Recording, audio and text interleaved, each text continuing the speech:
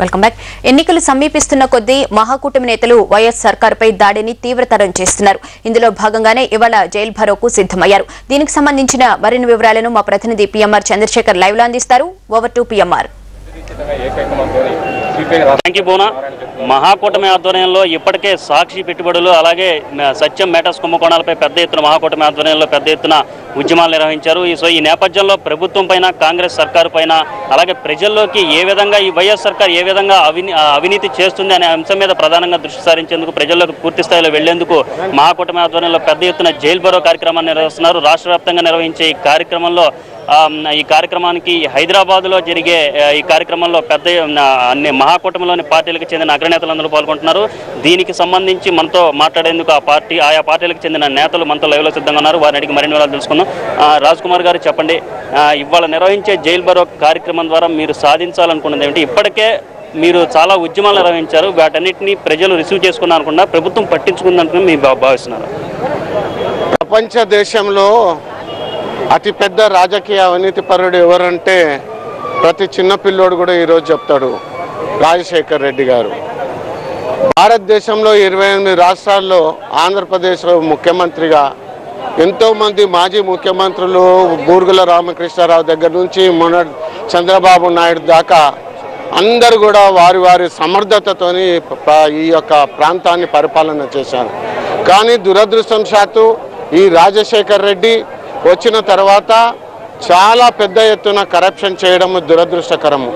ఒక సాక్షి పేపర్కు రూపాయి పెట్టుబడి లేకుండా ఏ విధంగా 600 కోట్ల రూపాయలకు రాజశేఖర్ రెడ్డి గారు తనయుడు జగన్మోహన్ రెడ్డి అధిపతి వహిస్తున్నారంటే ఒక్కసారి మనం అందరం కూడా ఆలోచన చేయాలి.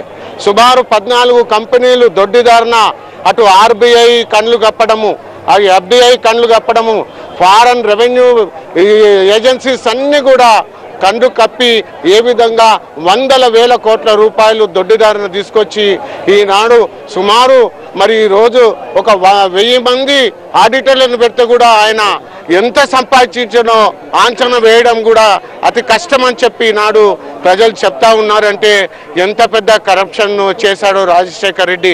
నిజంగా ఈయనకు ఆస్కార్ అవార్డు ఇవ్వాలి. కరప్షన్లో ఆస్కార్ అవార్డు కూడా పెట్టి ఈ ప్రపంచంలో అతిపెద్ద అవినీతి పరుడు అంటే రాజశేఖర్ రెడ్డి గారని రుజువైంది. దానికి నిరసనగా ఈరోజు 4 పార్టీలు కూడా టీడీపీ, సిపిఎం, సిపిఐ, టీఆర్ఎస్ అందరం కూడా జైలు భరో కార్యక్రమం మొన్న రాష్ట్రపతి గారికి చెప్పడం జరిగింది, ఫైనాన్స్ మినిస్టర్ గారు చెప్పడం జరిగింది, కామర్స్ మినిస్టర్ గారు చెప్పడం జరిగింది. నిన్న పార్లమెంట్ ఉభయ సభలో కూడా సత్యం గురించి కానివ్వండి, రాజశేఖర్ రెడ్డి జగన్ పబ్లికేషన్స్ గురించి కానీ పెద్ద ఎత్తున 4 పార్టీలు కూడా డిస్కస్ చేసి చివరకు మంత్రి గారు ఏమాత్రం కూడా రాజశేఖర్ రెడ్డి గారిని షీల్డ్ చేయడానికి ప్రయత్నం చేస్తే వాళ్ళందరూ కూడా వాకౌట్ చేయడము ఈనాడు కన్నారా చూస్తూ ఉన్నాము. తప్పకుండా దీన్ని గ్రామాల వరకు కూడా తీసుకెళ్లి రేపు ఈ యొక్క రాజశేఖర్ రెడ్డి గారిని కరప్టెడ్ గా రుజువు చేసి దోషిగా నిలబెట్టి ఇదే ఇతర గల్ఫ్ దేశాలు అయితే ఉరిదీస్తారు, ఈ వెస్టర్న్ కంట్రీస్ అయితే 100 ఏళ్ళు ఆయనకు శిక్ష వేస్తారు. ఆ విధంగా దోషిగా నిలబెట్టి ఆయన తప్పకుండా మేము పనిష్మెంట్ ఇస్తాం రేపు రాబోయేది మహాకూటమి ప్రభుత్వం అని చెప్పి మనవి చేస్తా ఉన్నాం.